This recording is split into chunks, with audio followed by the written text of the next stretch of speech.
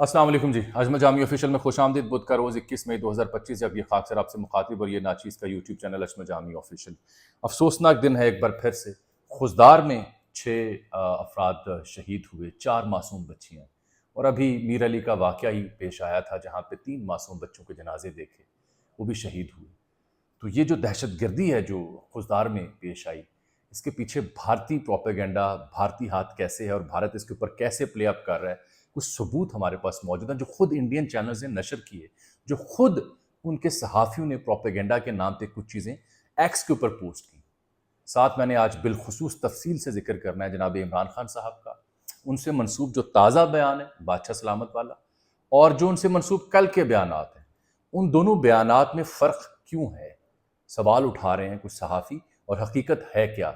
क्या क़यादत ज़िम्मेदार है या इमरान खान साहब का स्टेटमेंट कल वाला दुरुस्त नहीं था, आज वाला दुरुस्त है? आप भी यकीनन जानना चाहेंगे, मेरे साथ रहिए। सीनियर सहाफ़ी हैं, कॉलम नवीस, हमारे बड़े अच्छे दोस्त जनाब मज़हर बरलास साहब, ये खबर दे रहे हैं कि नून लीग के अहम रहनुमा ख्वाजा साद रफ़ीक ने शाह महमूद कुरैशी से रात गए मुलाकात की। कितनी तवील मुलाकात थी, मुलाकात कहाँ हुई, इसका मकसद क्या था, इसके ऊपर भी कुछ कुछ रोशनी डालने की कोशिश करेंगे। और जो एमल वली ख़ान के साथ आज हुआ, चर्च का सिगरेट पीने का इल्ज़ाम उनके ऊपर लगा, फिर फैसल वाडा शाहरुख खान उन्हें को कह रहा है, कोई किसी को मासिया कह रहा है। मैं इस मौजू पे आज बात नहीं करूँगा, संजीदा मौज़ूआत हैं, उसी पे अपना फोकस रखूँगा। अफ़गानिस्तान से जुड़ी भी एक अहम खबर है, सी पैक वहाँ तक ले जाने का मंसूबा है। क्या ये काफ़ी होगा अफ़गानिस्तान को राम करने के लिए, या अफ़गानिस्तान बदस्तूर भारत के साथ ज़्यादा क़ुर्बत को प्रेफर करेगा? मेरे साथ आज रहिएगा। सबसे पहले तो ये देखिए कि खुजदार में जो अफसोसनाक वाक़या पेश आया, मीर अली के बच्चों का भी जिक्र मैं कर रहा हूँ साथ, वहाँ भी ये बच्चे मेरे बच्चे हैं जैसे खुजदार के बच्चे मेरे बच्चे हैं। मीर अली के वाक़े में भी 3 बच्चे शहीद हुए हैं, उनकी शहादत पर भी अफसोस है। गो के जो हमारे इदारे हैं वो कह रहे हैं कि ये एक प्रोपेगेंडा किया जा रहा है अगेंस्ट सिक्योरिटी फोर्सेस। वहाँ के शहरियों की भी सुननी चाहिए कि वो क्या कह रहे हैं। खुजदार का वाक़या भी ऐसा ही है। ये मासूम बच्चियाँ बच्चे स्कूल जा रहे थे, एपीएस, ये लफ्ज़ याद रखिएगा, आर्मी पब्लिक स्कूल। एक सानिया एपीएस वो है जो पूरी कौम को अभी तक नहीं भूला, और ये भी एपीएस के बच्चे हैं, इन्हें भी टारगेट किया गया है।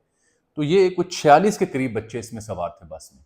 अब जो खुजदार है ये तकरीबन को 350 किलोमीटर दूर है कोयटा से।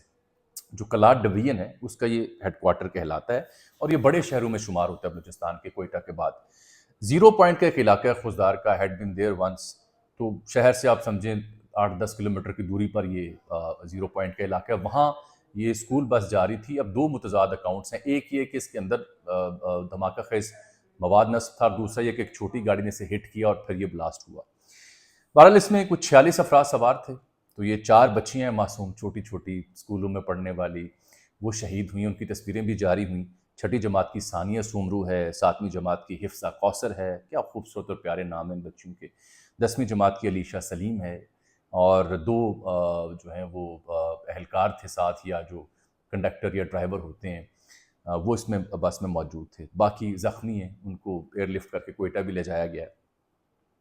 ये बहुत ही अफसोसनाक वाक़या है। उन बच्चियों की तस्वीरें मैंने देखी, यकीन जाने हर वो शख्स जिसकी छोटी बेटी है, बहन है, उसका दिल आज ज़रूर दुखा होगा। दिस द वे कि भारत अब पाकिस्तान को इस तरह से टारगेट करेगा? क्योंकि वेस्टर्न बॉर्डर पर अफगानिस्तान के ज़रिए दहशतगर्दों की सपोर्ट भारत की जानिब से एक बहुत बड़ा इस्टेब्लिश फैक्ट है।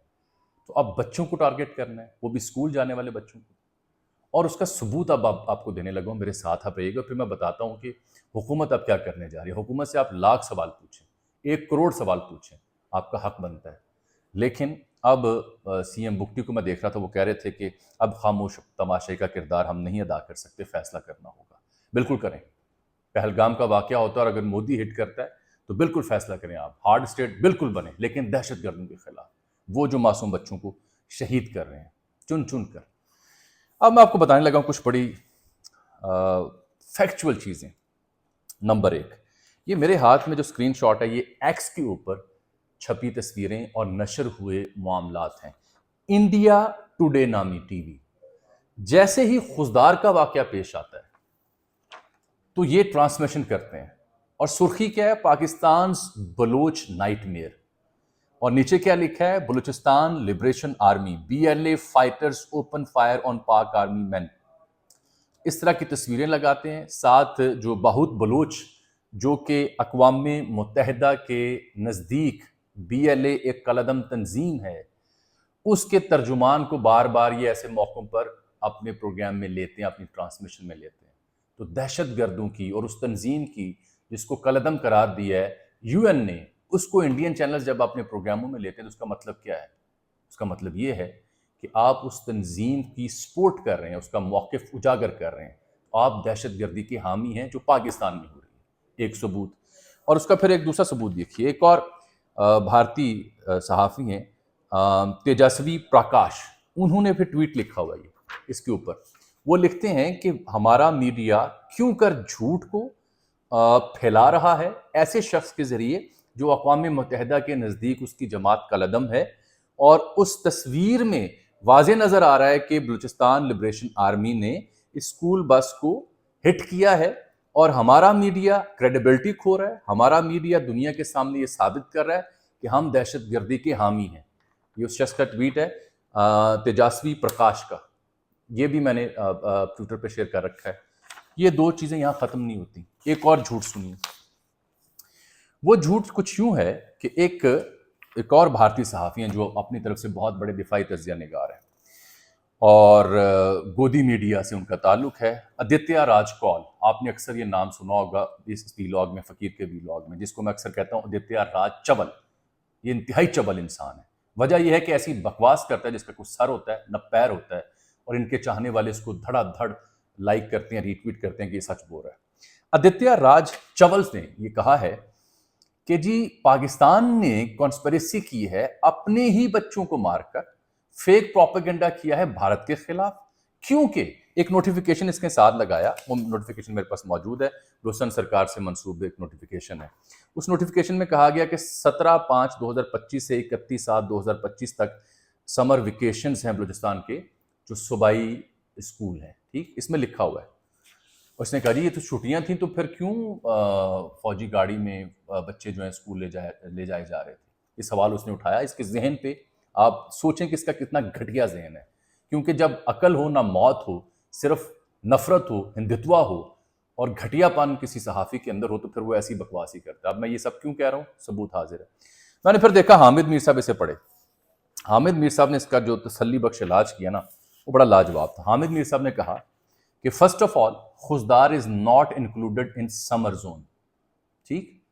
دوسرا APS اسکول جو ہوتے ہیں وہ فیڈرل بورڈ کے انڈر آتے ہیں، وہ صوبائی حکومت کے انڈر نہیں آتے. یہ بات بھی درست ہے. پھر وہ آگے لکھتے ہیں your lies are an evidence that Indian intelligence agencies are definitely involved in this attack on school children. تو جس صحافی کو، جس پترکار کو اتنی کھوج لگانے کی فرصت نہ ہو کہ جو APS اسکول ہیں وہ فیڈرل گورنمنٹ کے اندر آتے ہیں، صوبائی حکومت کے اندر نہیں آتے، اور خوزدار سمر کیپٹل سمر زون میں نہیں آتا، اور یہ جو آپ نوٹیفیکیشن کے اوپر پروپیگنڈا کر رہے ہیں یہ جھوٹ ہے، فریب ہے.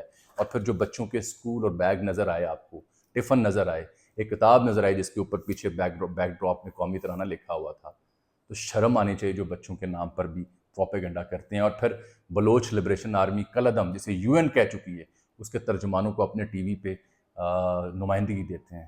ایسے لوگوں کو شرم آنی چاہیے. یہ حقیقت ہے ان بھارتی دانشوروں کی جو گودی میڈیا، ہندتوا اور نفرت سے بھرپور طریقے سے بھرے ہوئے ہیں اور لانتیں وصول کر رہے ہیں. یہ خوزدار واقعے کی کہانی تھی. دو ثبوت تھے جو آپ کی خدمت میں نے پیش کرنے تھے. اب آ جاتے ہیں ذرا جناب عمران خان صاحب کی جانب. عمران خان صاحب سے دو بیانات، ایک کل اور ایک آج. آج تو انہوں نے جو چیزیں ڈسکس کیں اس میں محترمہ علیمہ خان صاحبہ نے کہا کہ انہوں نے کہا ہے کہ فیلڈ مارشل کی جگہ خود کو بادشاہ بنا لیتے کیونکہ جنگل کے قانون میں بادشاہ ہوتا ہے. یہ فیلڈ مارشل جب سے بنے چیف آف آرمی سٹاف، اس کے اوپر ان کا آج دوسرے دن تبصرہ تھا.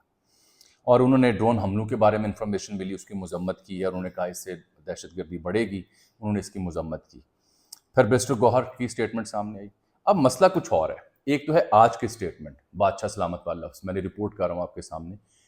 کئی صحافی نے رپورٹ کیا، علیمہ بی بی کے منہ سے خود نکلے یہ الفاظ ہیں کہ عمران خان صاحب یہ کہہ رہے ہیں. اب لیکن کل کی سٹیٹمنٹس کیا تھیں؟ کل کی سٹیٹمنٹس یہ تھیں کہ بیرسٹر گوہر کل مبارکباد پیش کر رہے تھے. کل کی سٹیٹمنٹس یہ تھیں کہ وہ خوش آئند قرار دے رہے تھے. کل کی سٹیٹمنٹس یہ تھی کہ سلمان اکرم راجہ صاحب اور محترمہ علیمہ خان صاحبہ یہ سب لوگ یہ بات فرما رہے تھے کہ اسٹیبلشمنٹ سے بات چیت ہونی چاہیے. فوج بھی میری ہے, عوام بھی میرے ہیں. اس وقت فوج اور عوام میں اتحاد ہونا چاہیے. اسٹیبلشمنٹ سے بات چیت کے لیے تیار ہوں, حکومت سے بات چیت نہیں کروں گا. کل بھی میں نے اپنے ویلاگ میں ذکر کیا, یہ ان سے منسوب جملے باہر آئے سلمان اکرم راجہ کے ذریعے, بیرسٹر گوہر کے ذریعے, علیمہ خان صاحبہ کے ذریعے. کل علیمہ خان صاحبہ نے فیلڈ مارشل کے اوپر کوئی زیادہ تبصرہ نہیں کیا, خاموش رہیں, دبے لفظوں میں اظہار کیا. آج انہوں نے یہ جملے ادا کیے, آج ان سے منسوب یہ جملے آ گئے. تو آج یہ کل اور آج کی جو سٹیٹمنٹس تھیں ان کو ذہن میں رکھیں. تو اس سے پہلے کوئی اور صحافی بولتا, ہماری دوست ہیں محترمہ سمینہ پاشا, انہوں نے کل کی صورتحال اور آج کی صورتحال پہ ٹویٹ کیا اور لکھا یہ کیا چکر ہے, کل والی بات درست تھی, آج والی بات درست ہے. یہ میں سوال اٹھا رہا ہوں. سمینہ پاشا نے بھی سوال کیا یہ کیا چکر ہے. تو اب اس چکر کی کھوج لگانے کی میں نے کوشش کی کہ یہ معاملہ ہے کیا. دو چیزیں ہو سکتی ہیں. ایک یہ کہ قیادت نے, جو پی ٹی آئی کے ترجمان ہیں, پی ٹی آئی کے ذمہ دار ہیں, جن کا بھی میں نے نام لیا, کل انہوں نے پوری تصویر باہر نہیں آ کے دکھائی, یا آج وہ مجبور ہوئے کہ پوری بات آ کے کریں جو عمران خان صاحب نے کی. اس بیچ میں یہ بھی خبر دے دوں کہ علی من گنڈا پور ہوں, بیرسٹر گوہر ہوں, مجھے اطلاع ملی ہے کہ ان کی بھی خاصی سرزنش ہوئی ہے. چاہے وہ احتجاجی تحریک کا معاملہ ہو, میل ملاقاتوں کا معاملہ ہو, کیسز کی پیروی کا معاملہ ہو, یا دیگر ایشوز ہوں, تو ان کی بھی سرزنش ہوئی. لیکن سوال وہیں کا وہیں, کیا کل قیادت نے آدھی بات چھپائی آدھی پوری کی, یا آج کسی مجبوری کی وجہ سے پوری بات آج کی؟ کل کی بات درست تھی یا آج کی بات درست ہے؟ یہ آپ جن لوگوں نے سٹیٹمنٹس دی ہیں ان سے پوچھا جانا چاہیے. سٹیٹمنٹس دینے والے 3 بنیادی کردار ہیں, ایک محترمہ علیمہ خان صاحبہ, ایک محترم بیرسٹر گوہر, ایک محترم سلمان اکرم راجہ صاحب. میں نے آپ کو کل اور آج کی دونوں تصویریں واضح کر دی ہیں, آپ کی خدمت میں فیصلہ آپ نے کرنا ہے جو مجھے دیکھنے والے ہیں. تیسری بات جو آج کی ہے وہ بڑی اہم ہے, اور ساتھ یہ بھی یاد رہے, ایک بات پہ عمران خان صاحب قائم ہے کہ مودی دوبارہ حرکت کر سکتا ہے. اس بات کی میں تائید کروں گا کہ عمران خان صاحب مسلسل کہہ رہے ہیں کہ مودی کوئی دوبارہ ایسی حرکت کر سکتا ہے. یہ وقت قوم کے اتحاد کا ہے, فوج بھی میری ہے, ملک بھی میرا ہے, اتحاد ہونا چاہیے. اور یہ بات پہ بھی وہ قائم ہے کہ جب بھی بات ہوگی اسٹیبلشمنٹ سے ہوگی. یہ نقطے اپنی جگہ درست ہیں. تبصرہ جو کل اور آج میں فرق تھا وہ فیلڈ مارشل کے معاملے کے اوپر تھا.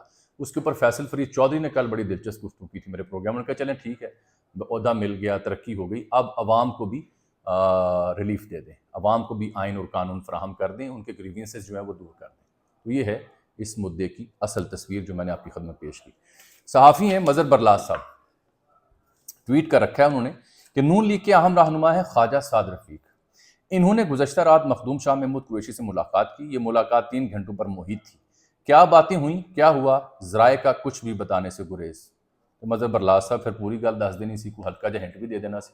بڑے پہنچے ہوئے صحافی ہیں, پچھلے دنوں روسا عالم صاحبہ کے حسن اور ان کی دیگر جو شخصیت کے پہلو ان پر بڑا تفصیلی انہوں نے مضمون باندھا ہوتا ہے. بڑا دلچسپ لکھتے ہیں, بہت اچھا لکھتے ہیں. تو اس میں 2 باتیں میں آپ کو بتا سکتا ہوں. ایک تو خواجہ سعد رفیق صاحب کو آپ نون لیگ سے تھوڑا سا اور طرح سے دیکھا کریں. الیکشن کی ہار قبول کی لطیف کھوسہ کے مقابلے میں, اور تب سے لے کے اب تک وہ کسی بھی عہدے پر فائز نہیں ہوئے. ان کو کئی بار عہدوں کی آفر کی گئی, نہیں لیے. پھر ہر اہم موقع پر انہوں نے کوئی ڈھنگ کی بات کرنے کی کوشش کی, چاہے پی ٹی اے کے ساتھ معاملات کی بات ہو, سزا جزا پکڑ دھکڑ کی بات ہو, یا آل پارٹیز کانفرنس کا معاملہ ہو, سیاسی جماعتوں کو جوڑنے کا معاملہ ہو. ہمیشہ میں نے دیکھا ہے کہ ریسنٹ پاس سے خواجہ سعد رفیق نسبتاً بہتر گفتگو کر رہے ہیں as compare to Noon League. مجھے تو ان کی یہ گفتگو بہت اچھی لگ رہی تھی کہ یہ آگے بڑھنے کی, مل بیٹھنے کی اور گریوینسز دور کرنے کی بات کر رہے ہیں. خواجہ سعد رفیق صاحب ان لوگوں میں سے ہیں کہ جن کے ذاتی تعلقات مختلف سیاستدانوں سے بہت پرانے ہیں, اپنے والد کی لیگیسی کی وجہ سے اور اپنی لیگیسی کی وجہ سے.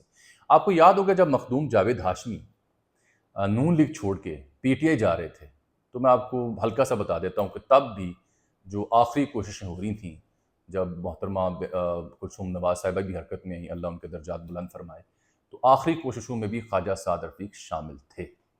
اس کا مطلب یہ ہے کہ نہ صرف جاوید ہاشمی بلکہ دیگر جو ملتان کے اہم سیاستدان ہیں ان سے بھی ان کے ذاتی تعلقات ہیں.